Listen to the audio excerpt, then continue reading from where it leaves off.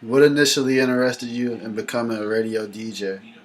What initially interested me in becoming a WFAL DJ was that it was free for real. And I had a friend that I went to school with who was at one of the DJ info nights, and he was a disc jockey.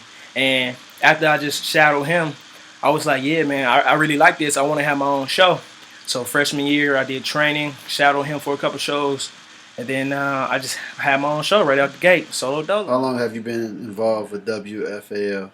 I've been involved with WFAL for 5 years.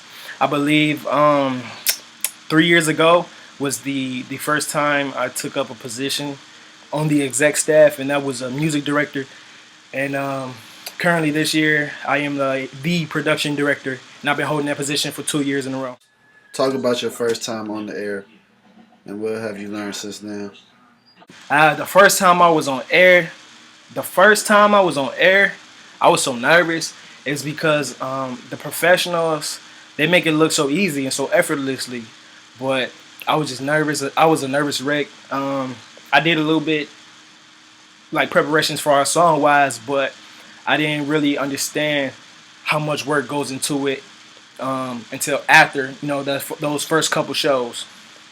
Since my first show, man, I just learned that you got to be confident in everything you say, and you got to fact check everything, everything, everything. And having dead air is a bad thing. I really learned that it's a lot of professionalism and a lot of practice. How much time actually goes into preparing for a show? For my show, say this year, I prepare a lot. I start at least one day before. I prepare content.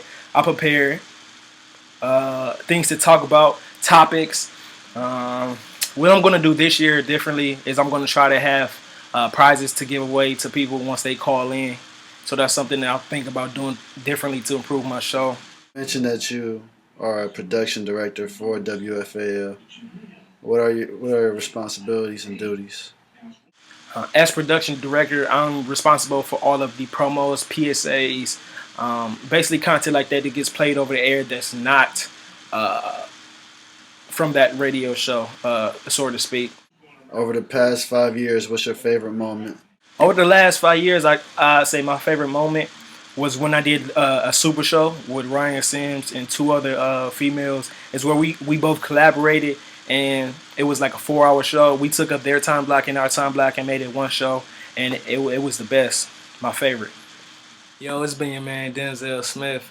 I want to say thank you for this interview. Thank you for this opportunity to talk about something that I like to do.